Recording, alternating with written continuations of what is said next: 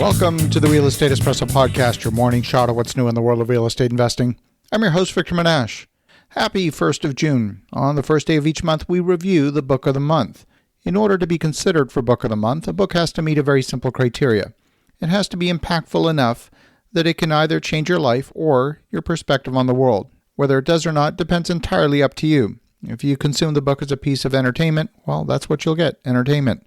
But if you internalize its contents and make it part of you, you have a realistic shot at either changing your perspective or changing your life. Our book this month is absolutely worthy of Book of the Month. Our book this month is called Atomic Habits, an easy and proven way to build good habits and break bad ones, by James Clear.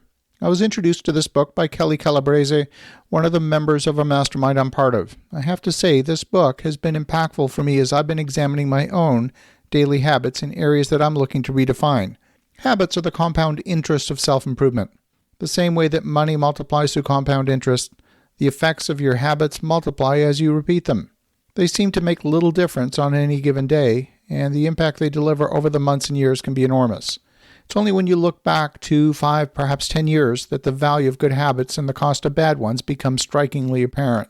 One of the core concepts of the book is that small changes can compound. A 1% change can seem very small, but if you start doing push-ups, on the first day you do 1 push-up, on the second day you do 2, the third day you do 3, after 100 days you're doing 100 push-ups. We often dismiss small changes because they don't seem to matter very much in the moment. If you save a little money now, you're still not a millionaire. If you go to the gym 3 days in a row, you're still out of shape. If you study Mandarin for an hour tonight, you still haven't learned the language. We make a few changes, but the results never seem to come quickly, so we slide back into our previous routines. Unfortunately, the slow pace of transformation also makes it easy to let a bad habit slide. Your identity emerges out of your habits. You're not born with preset beliefs. Every belief, including those about yourself, is learned and conditioned through experience. More precisely, your habits are how you embody your identity. When you make your bed each day, you embody the identity of an organized person. When you write each day, you embody the identity of a creative person. When you train each day, you embody the identity of an athlete. The labels good habit and bad habit are a little inaccurate. There are actually no good or bad habits. They're only effective habits, the ones that are effective at solving problems. All habits serve you in some way, even the bad ones, which is why you repeat them. Generally speaking, good habits will have positive outcomes and bad habits will have negative outcomes. Determining whether something's good or bad depends on what you're trying to accomplish.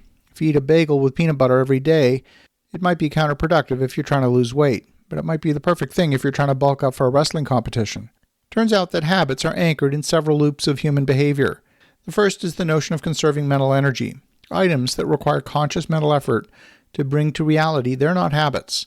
Getting dressed in the morning, making a cup of coffee, emptying the dishwasher, all can be habits that don't tax the conscious mind.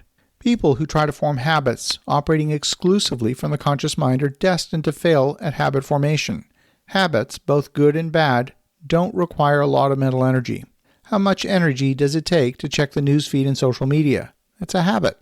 Forming new habits can often be accomplished with habit stacking. For example, if you do 20 push-ups as part of making your morning coffee, then you'll have a much easier time forming a new habit because it's already associated with a pre-existing habit. Brushing your teeth with your morning shower adds one more step to an existing habit, but doesn't require a new and separate habit to be formed. So you can train yourself to link a particular habit with a particular context. In one study, scientists instructed insomniacs to get into bed only when they were tired. If they couldn't sleep, they were told to sit in a different room until they became sleepy. Over time, subjects began to associate the context of their bed with sleeping alone, and it became easier to fall asleep quickly when they climbed into bed. Their brains learned that sleeping, not browsing on their phone or watching television or staring at the clock, was the only action that happened in the bedroom. It's easier to associate a new habit with a new context than it is to build a new habit in the face of competing cues.